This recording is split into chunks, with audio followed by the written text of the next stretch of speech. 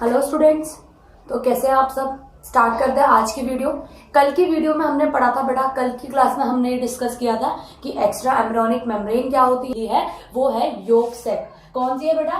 वो है yolk sac. ये योक सैक का डायग्राम देख रहे हैं आप मेरे सामने। तो सबसे पहले मैं आपको ये बता देती हूँ कि सबसे पहली जो अतिरिक्त भ्रूणीय झिल्लियों में आप जो सबसे पहली झिल्ली पढ़ते हैं वो होती है आपकी योक सैक। नाम से ही पता चल रहा है आपको कि योक को घेरने वाली थैलेनुमा रचना। ठीक है, तो कैसी होती है ये? सबसे पहली पॉइंट अगर हम इसमें लिख लें तो ये कैसी होती है? सैक लाइक यानी कि थैलेनुमा। ठीक है, क्या होता है बेटा कि जब भ्रूण का विकास हो रहा होता है तो ये जो कोरक चर्म होती है इसका जो सोमैटोप्लूर होता है, ठीक है, इसका जो स्प्लैंक्नोप्लूर होता है वो ऐसे चारों तरफ से जो पीतक होता है उसको इस तरीके से घेर लेता है। दिख रहा है आपको ये चारों तरफ से जो घेरा हुआ है, ये क्या है आपका? स्प्लैंक्नोप्लूर। ये स्प्लैंक्नोप्लूर इस तरीके से पूरे पीतक को घेरते हुए थैलेनुमा रचना बनाता है, जिसको ही क्या नाम कह दिया हमने? Yolk sac. ठीक है, तो कौन बना रहा है इसको? स्प्लैंक्नोप्लूर। कल की क्लास में मैंने आपको बता दिया था कि जो स्प्लैंक्नोप्लूर होता है वही एलेंटोइड्स और योक सैक का निर्माण करता है। और क्योंकि सबसे पहले हम योक सैक पढ़ रहे हैं तो योक सैक का निर्माण कौन करता है बेटा? ये जो आपको दिख रहा है ये चारों तरफ ये जो उसको घेर के रखी हुई है, ये है आपकी एक्स्ट्रा एम्ब्रियोनिक स्प्लैंक्नोप्लूर। यही आपके थैलेनुमा रचना बनाती है, जिसके अंदर ये जो ग्रीनिश पार्ट है बेटा ये है योक। क्या है ये ग्रीनिश पार्ट? योक। इस योक को जो घेरे हुए स्प्लैंक्नोप्लूर जो रचना बनाती है इसी को हमने नाम दे दिया योक सैक, अर्थात योक को घेरने वाली थैलेनुमा रचना। ठीक है, चलिए अब यदि हम बात करें तो इस योक सैक में बाहर की तरफ मेसोडर्म और अंदर की तरफ जो होती है वो एंडोडर्म होती है। क्या होती है? बाहर की तरफ तो मेसोडर्म लिख देती हूं मैं यहाँ पे। तीसरी बात इसके बारे में कि बाहर तो इसमें होती है मेसोडर्म और अंदर इसमें होती है एंडोडर्म। ठीक है बेटा। ये जो पीतक कोश होता है ये एक पीतक व्रंत के द्वारा जुड़ा रहता है। ये जो पीतक कोश होता है इसको एक व्रंत समझते हैं आप? कोई भी जो चीज है उसको सपोर्ट देने के लिए एक जैसे ट्यूब लाइक जो स्ट्रक्चर होती है, जैसे कि फ्लावर देखते हैं आप, तो फ्लावर में जो नीचे की तरफ जो उसकी स्टिक होती है, डंडी जिसको आप बोलते हो, वो क्या है? उसका स्टॉक है। ठीक है, व्रंत है, हिंदी में कहते हैं व्रंत। तो योक स्टॉक यानी कि योक व्रंत बेसिकली क्यों होता है? ये इस योक सैक को सपोर्ट देने के लिए होता है। ठीक है, तो ये तो सारी बात हो गई योक सैक के बारे में कि भाई कैसे बनता है। तो मैंने आपको बता दिया कि कोरक चर्मों में जो कोरक चर्म होता है वो वृद्धि करता करता जो स्प्लैंक्नोप्लूर होता है वो इस तरीके से पीतक को चारों ओर से घेर लेता है और इस प्रकार वो योक सैक का निर्माण करता है। ठीक है, और योक सैक में बाहर की तरफ मेसोडर्म होती है, अंदर की तरफ एंडोडर्म होती है और ये एक व्रंत के द्वारा जुड़ा रहता है। अब यदि मैं बात कर लूं इसके फंक्शन की, किसकी बात कर लूं बेटा? इसका कार्य क्या होता है?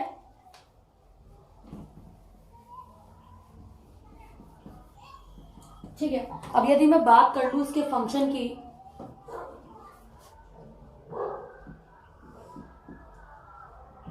यदि मैं बात कर लूं इसके फंक्शन की तो ये फंक्शन क्या? इसका फंक्शन क्या होता है? जो अंडे में जो पीतक होता है, ठीक है, पीतक का यूज किस रूप में करते हैं? भोजन के रूप में। ठीक है, पीतक का यूज एज अ फूड और न्यूट्रिटिव मटेरियल।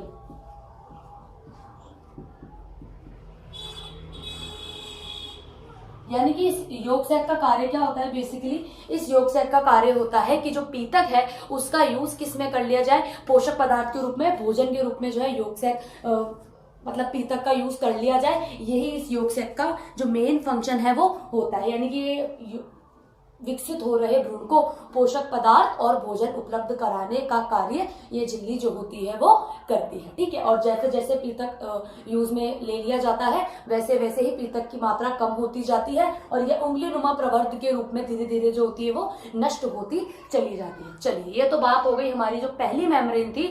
अब यदि हम नेक्स्ट मेम्ब्रेन की बात कर ले, जो नेक्स्ट हमारी एक्स्ट्रा एम्ब्रियोनिक मेम्ब्रेन है which is amnion and chorion. मैंने आपको पहले ही बताया था कि एमनियन और कॉरियन की स्टडी हम एक साथ करेंगे। ठीक है बेटा, कहने का मतलब ये है कि जो एमनियन और कॉरियन जो आपकी एक्स्ट्रा एम्ब्रियोनिक मेम्ब्रेन होती है इनका डेवलपमेंट एक साथ होता है, इसलिए हम इनको स्टडी जब हम करते हैं तो एक साथ ही इनकी स्टडी हम कर लेते हैं, इजी हो जाती है। ठीक है, तो मेरे पीछे डायग्राम आप देख रहे हैं। सबसे पहले डायग्राम के थ्रू मैं आपको समझा देती हूँ कि ये क्या कहना चाह रहे हैं। ठीक है, तो सबसे ऊपर तो ये आपको दिख रहा है, ये जो रेडिश जो पार्ट है विच इज एम्ब्रियो, सेम ही था योग सैक वाले में भी। ठीक है, ये जो आपको ये जो वलन दिख रहे हैं बेटा, ये दो इस तरीके से वलन, जो ये रचना दिख रही है आपको वलन के थ्रू बनी हुई, इन वलन को नाम, वलन इंग्लिश में बोल देता है फोल्ड्स, हिंदी में कहते हैं वलन। ठीक है, तो ये जो फोल्ड्स है, इन फोल्ड्स का नाम है एमनियोटिक फोल्ड्स। क्या नाम है इनका? Amniotic folds. क्या नाम है इनका? हिंदी में बोल देंगे इनको एमनियोटिक वलन। ठीक है, नेक्स्ट आपकी ये विकसित होती हुई कोरियोन है।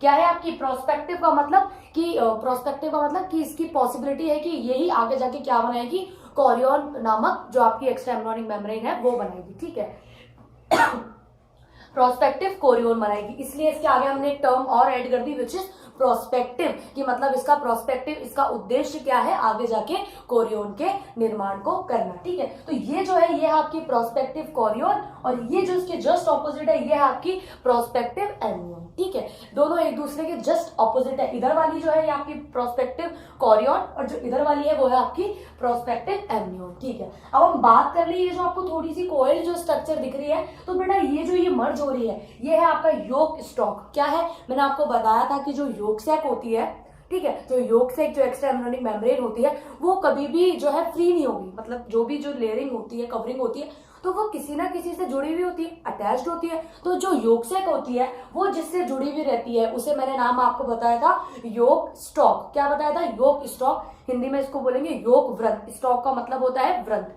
ठीक है, तो ये जिससे कनेक्टेड है उसका नाम क्या है? योग स्टॉक। बीच में ये ग्रीनिश क्या भरा हुआ है? योग। और ये जो आपको ये जो दिख रहा है रेड कलर की थिन लेयरिंग दिख रही है जिसको मैंने ग्रीनिश तरीके से इसको शेडेड दिया है, विच इज योग सैक, यानी कि योग को जो कवर कर रही है वो योग सैक हो गई, और ये योग सैक जिसके द्वारा जुड़ी हुई है वो हो गया आपका योग स्टॉक। ठीक है, ये तो हो गया हमारा डायग्राम। क्या हो गया? ये डायग्राम। और इस तरीके से ही आपको ये डायग्राम याद रखना है कि सबसे पहले वलन बनते हैं, ये वलन ही आगे जाके एम्नियोन और कोरियोन का सेपरेटली फॉर्मेशन करेंगे। कैसे करेंगे वो अभी हम देख लेते हैं। इनका डेवलपमेंट होता है सोमैटोप्लूर से। किससे होता है? सोमैटोप्लूर से। चलिए, सबसे पहले तो ये इसका फर्स्ट स्टेप हो गया। उसके बाद में क्या होता है कि इसमें सिर के बाहर की तरफ वलन, मतलब आपने देखा डायग्राम में कि इस तरीके से जो दो वलन बन रहे थे, तो सबसे पहले बाहर की तरफ दो वलनों का निर्माण होता है। उन वलनों को क्या कहते हैं? Amniotic fold. तो लिख देती हूं मैं यहाँ पे, सॉरी, सिर के बाहर की ओर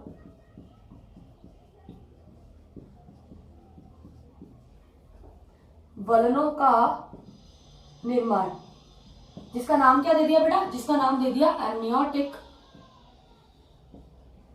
फोल्ड्स। ठीक है, फोल्ड का मतलब समझते हैं आप? कोई भी चीज जो वलित मतलब फोल्ड हो रही है, वलन हो रहा है जिसका। ठीक है, तो वो क्या कहलाया आपका? Amniotic fold. चलिए, अब एमनियोटिक फोल्ड की बात कर ले, तो ये जो एमनियोटिक फोल्ड होता है इसमें बाहर की तरफ, ठीक है, बाहर की तरफ होती है एक्टोडर्म और अंदर की तरफ होती है मेसोडर्म। ठीक है, ये आपको याद रखना है कि जो एमनियोटिक फोल्ड जो बना था डायग्राम में हमने देखा था, उस एमनियोटिक फोल्ड में बाहर की तरफ होता है एक्टोडर्म और अंदर की तरफ होता है मेसोडर्म। चलिए, अब यदि हम थर्ड टॉपिक की बात कर ले कि अब ये जो एमनियोन और जो कोरियोन है उसे आप कैसे पहचानेंगे कि भाई पूरे एक साथ ही पढ़ रहे हैं आप किसी बैग में, तो एमनियोन वाला भाग कौन सा है और कोरियोन वाला भाग कौन सा है, उसको कैसे रिकॉग्नाइज करेंगे वो मैं आपको बता देती हूं कि ये जो दोनों वलन होते हैं क्या होते हैं? सी पॉइंट है आपका, दोनों वलनों में जो बाहरी स्तर होता है, बाहरी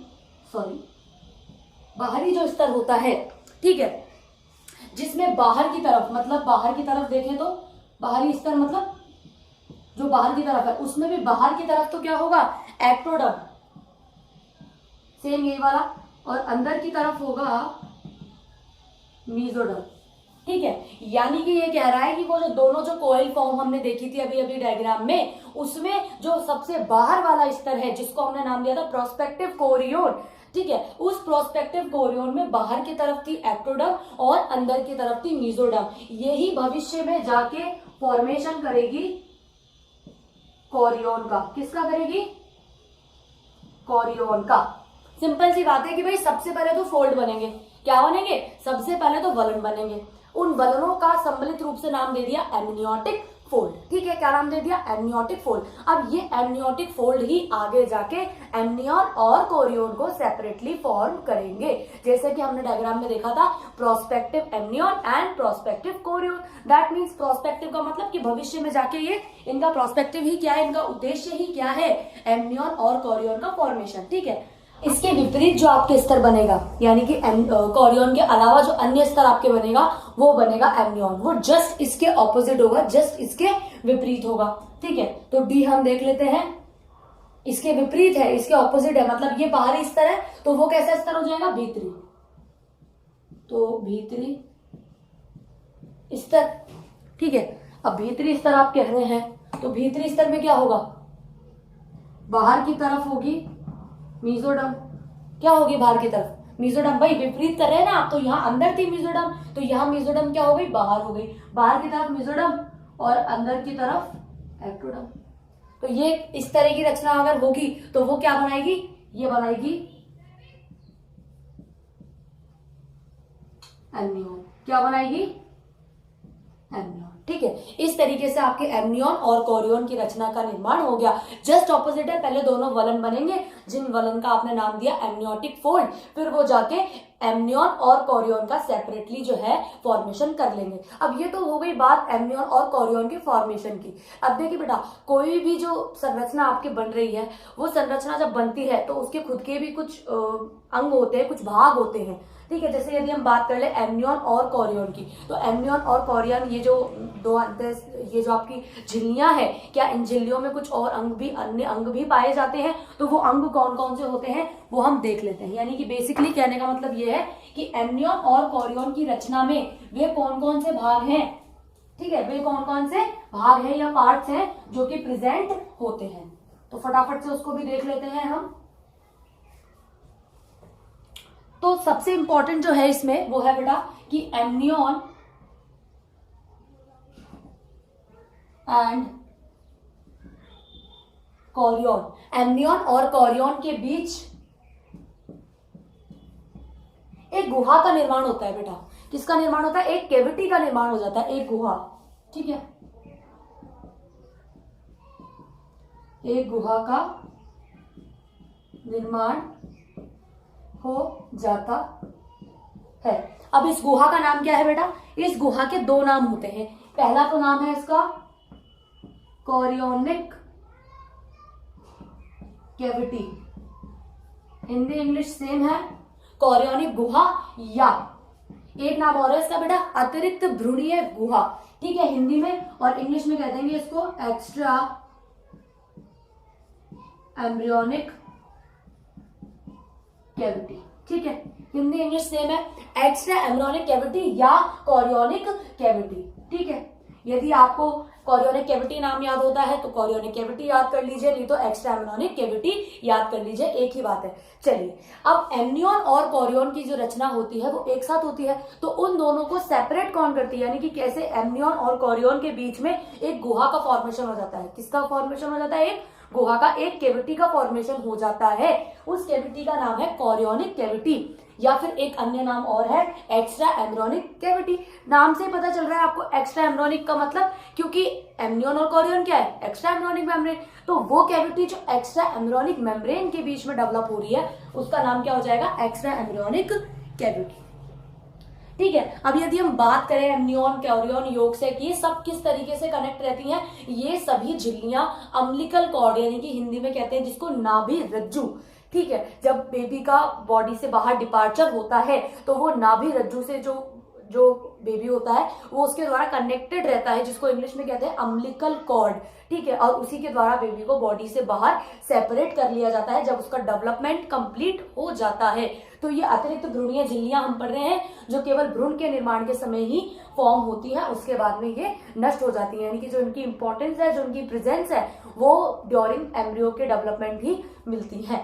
ठीक है, चलिए, अब यदि हम ये तो हो गई क्या इंपॉर्टेंट चीज इसके अंदर प्रेजेंट होती है, तो ये चीज इसमें प्रेजेंट होती है। अब यदि हम बात कर ले एमनियन कोरियन के भी तो फंक्शन है, तो सबसे पहले तो जो कोरियन होती है वो प्रोटेक्ट करती है एम्ब्रियो को, प्रोटेक्ट एम्ब्रियो, शॉर्ट में लिख रही हूं बेटा मैं यहाँ पे, एम्ब्रियो को प्रोटेक्ट करती है। और एमनियन जो होता है, ये जो भ्रूण होता है यानी कि जो एम्ब्रियो होता है उसको एक पॉन्ड लाइक, मतलब एक तरन ताल कह लो हिंदी में, जैसे कि मतलब लिक्विड जो है परिवेश या जो है लिक्विड मीडियम प्रोवाइड कराता है। यानी कि एमनियन जो है वो एक लिक्विड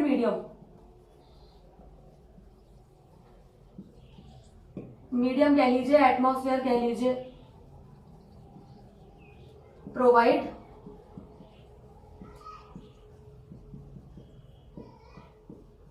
करवाता है। ठीक है, एमनियन यानी कि कोरियन क्या करता है, एम्ब्रियो को प्रोटेक्ट करता है, और जो एमनियन होता है वो उसको पॉन्ड लाइक यानी कि कृत्रिम पॉन्ड लाइक, ठीक है, आर्टिफिशियल कहेंगे आप इसको, आर्टिफिशियल पॉन्ड लाइक या लिक्विड मीडियम जो है वो प्रोवाइड कराता है। ठीक है, पॉन्ड लाइक, जैसे कि पॉन्ड होता है तालाब, तरनताल, तालाब, जो भी कह लीजिए आप। ठीक है, एमनियन और जो कोरियन होती है वो अंडे को कवच से चिपकने में, यानी कि जो अंडा होता है उसको चिपकने में जो है चिपकने से और रगड़ने से बचाती है। ठीक है, तो चिपकने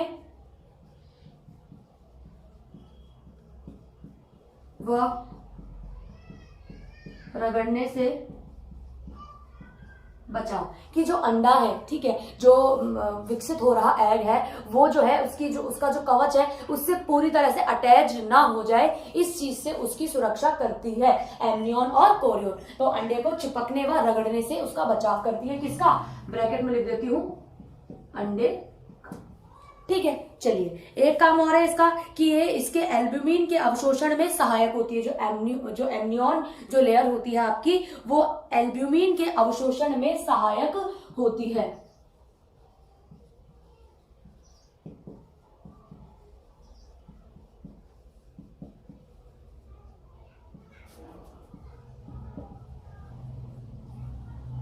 ठीक है, जो एल्ब्यूमिन प्रेजेंट होता है एग के अंदर, चिक के एग के अंदर, तभी तो आप खाते हैं उसको।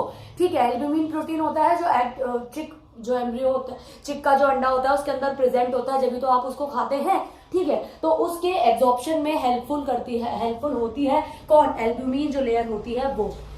ठीक है, चलिए अब ये तो बात हो गई, और उसके अलावा भी कुछ आप देख लीजिए। देखिए बेटा, जितनी भी प्रोटेक्टिव लेयर है उसमें बेसिक जो दो चीजें आपको सब में बतानी है, जितनी भी भ्रूणीय झिल्लियां हैं, कि अंडे को सुरक्षा प्रदान करती है, क्या करती है, अंडे को सुरक्षा प्रदान करती है, और उसे जो परिवर्तन हो रहे होते हैं या जो आघात हो रहे होते हैं उनसे उन्हें बचाती है। ठीक है, कुछ भी जो है भ्रूण को कोई ना कोई चोट ना लग जाए किसी भी प्रकार की, तो चोट से बचाने का कार्य करती है। कोई भी जो झिल्ली होती है किसी भी कोशिका के चारों तरफ जो पाई जाती है, उसका जो मेन उसका फंक्शन होता है वो यही होता है कि उसको प्रोटेक्ट करना। ठीक है, जितने भी आघात होते हैं उनसे उसका बचाव करना। ठीक है,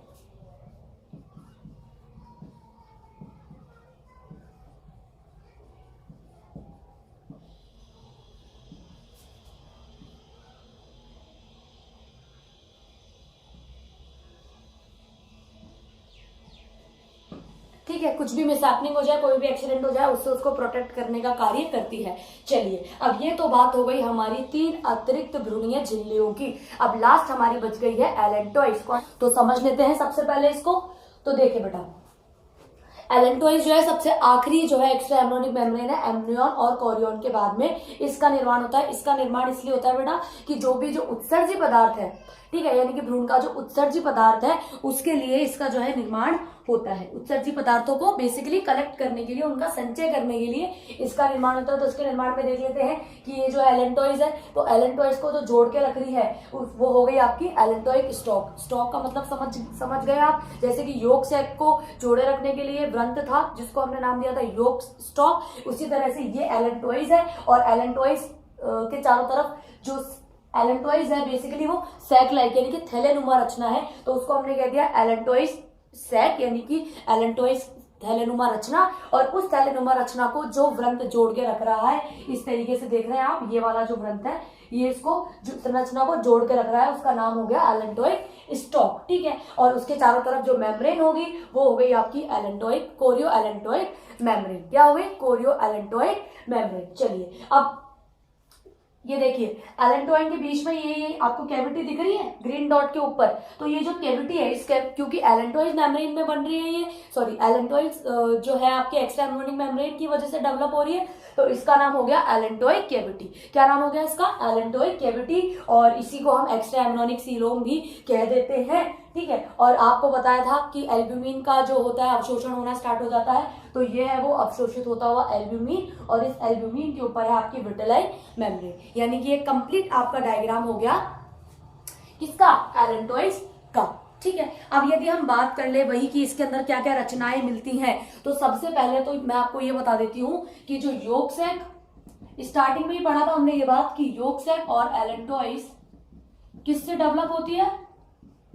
ये डेवलप होती है आपके स्प्लैंक्नोप्लूर से, ठीक है। किससे डेवलप होती है? स्प्लैंक्नोप्लूर से, पहली चीज।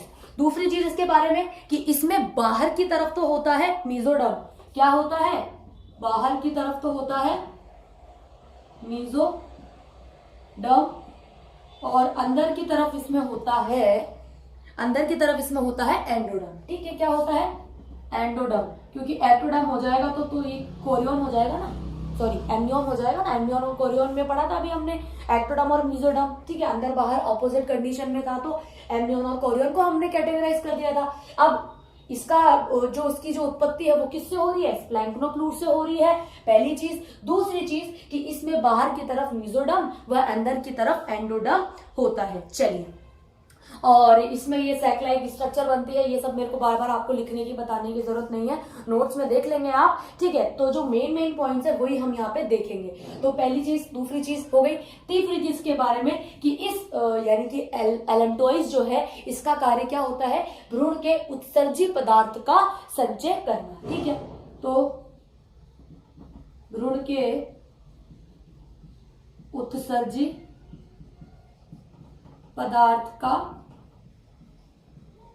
संचय करना, देखिए प्रोटेक्ट करना, आघातों से बचाना, वो कार्य तो सब सारी झिल्लियों के होते हैं, लेकिन सबके अपने एक स्पेशल कार्य भी होते हैं, विशेष कार्य भी होता है। तो वो विशेष कार्य इसका क्या है बेटा? कि भ्रूण के उत्सर्जी पदार्थों को संचयित करना। अब इसके बारे में सबसे इंपॉर्टेंट जो चीज है वो मैं आपको बता देती हूँ। देखिए स्टार्टिंग से ही हमने देखा था बेटा कि 4 प्रकार की जो अतिरिक्त भ्रूणीय झिल्लियां थी, जो टोटल 4 प्रकार की अतिरिक्त भ्रूणीय झिल्लियां थी, उनमें से 2 का विकास तो सोमैटोप्लूर से हो रहा था और 2 का विकास स्प्लैंक्नोप्लूर से हो रहा था, ठीक है। तो सोमैटोप्लूर को तो छोड़ देते हैं, हम बात करते हैं यॉर्क सैक और एलेंटोइड्स।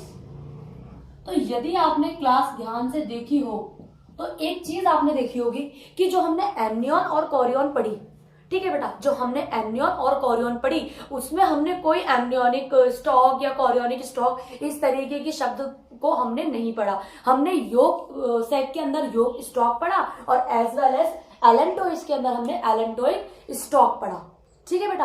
यानी कि एलेंटोइड्स को जोड़ के रखेगी वो एलेंटोइक स्टॉक और जो यॉर्क सैक को जोड़ के रखेगी वो यॉर्क स्टॉक, ठीक है। तो ये यॉर्क सैक से मिला यॉर्क स्टॉक, ठीक है, और एलेंटोइड से मिला एलेंटोइक। बहुत इंपॉर्टेंट बात है बेटा, ध्यान से समझेंगे इसको, ठीक है। यॉर्क स्टॉक और एलेंटोइक स्टॉक यानी कि इन दोनों अतिरिक्त भ्रूणीय झिल्लियों के जो व्रंत होते हैं यही मिलके बनाते हैं आपकी very very important structure which is umbilical cord, ठीक है। हिंदी में कहते हैं इसको नाभि रज्जु, क्या कहते हैं? नाभि रज्जु, ठीक है। ये दोनों ही मिलके क्या बनाते हैं? नाभि रज्जु, जिसके द्वारा जो विकसित हो रहा भ्रूण होता है, जो शिशु होता है, वो कनेक्ट रहता है, ठीक है। और जब इस कनेक्शन को ब्रेक किया जाता है उसके बाद ही जो है शिशु को माता के शरीर से बाहर ट्रांसफर कर दिया जाता है, निकाल लिया जाता है, ठीक है। तो ये जो अम्बिलिकल कॉर्ड अर्थात जो नाभि रज्जु है, ये नाभि रज्जु 2 व्रंत से मिलकर बना है। ये व्रंत है आपके यॉर्क स्टॉक और एलेंटोइक स्टॉक, ठीक है बेटा। तो ये आपको वेरी वेरी इंपॉर्टेंट बात है जो आपको हमेशा याद रखनी है कि इसका कोई भी लेना देना बाकी की जो एक्स्ट्रा एम्ब्रियोनिक मेम्ब्रेन है विच इज एमनियन और कोरियन, उनसे इनका कोई भी लेना देना नहीं है। जो दो आपकी एक्स्ट्रा एम्ब्रियोनिक मेम्ब्रेन है जिनका डेवलपमेंट इस प्लैंक्टोफ्लूर से हो रहा है, वो एक व्रंथ के द्वारा जुड़ी रहती हैं और उसके दोनों व्रंथ ही मिलकर क्या बनाते हैं, नाभि रज्जु। चलिए, अब ये इस तरीके की बात हो गई आपकी, यानी कि भ्रूणीय अगर हम विकास की बात करें तो एलेंटोइस क्यों जरूरी है? एलेंटोइस इसलिए जरूरी है कि भ्रूण में पाचन हो गया, श्वसन हो गया, सारी क्रियाएं हो गई, लेकिन उत्सर्जन से संबंधित जो क्रिया होती है, उत्सर्जी पदार्थ का जो संचय होता है वो एलेंटोइस की वजह से होता है, पहली इंपॉर्टेंट चीज। दूसरी इंपॉर्टेंट चीज ये है कि एलेंटोइस स्टॉक ही योग स्टॉक के साथ में जुड़ के अम्बिलिकल कॉर्ड का फॉर्मेशन करता है, इसीलिए एलेंटोइस जो है बहुत इंपॉर्टेंट एक्स्ट्रा एम्ब्रियोनिक मेम्ब्रेन है। अब यदि हम बात कर ले इसके फंक्शन की, इंपॉर्टेंट तो है कि ये उत्सर्जी पदार्थों को पदार्थों का संचय करता है, पहली चीज, ठीक है। दूसरी चीज कि ये एक भ्रूणीय श्वसन अंग की तरह कार्य करता है, जो एलेंटोकोरियन होता है ये एक भ्रूणीय श्वसन अंग की तरह कार्य, भ्रूणीय श्वसन अंग की तरह कार्य करता है, ठीक है, की तरह कार्य करता है। चलिए, तीसरी विशेष बात इसके लिए कि एल्ब्यूमिन के अवशोषण में, इससे पहले जो आप पढ़ रहे थे वो लेयर भी एल्ब्यूमिन के अवशोषण में इंपॉर्टेंट रोल प्ले कर रही थी, एज वेल एज एल्ब्यूमिन के अवशोषण में एलेंटोइस भी अपना रोल प्ले करती है, यानी कि एल्ब्यूमिन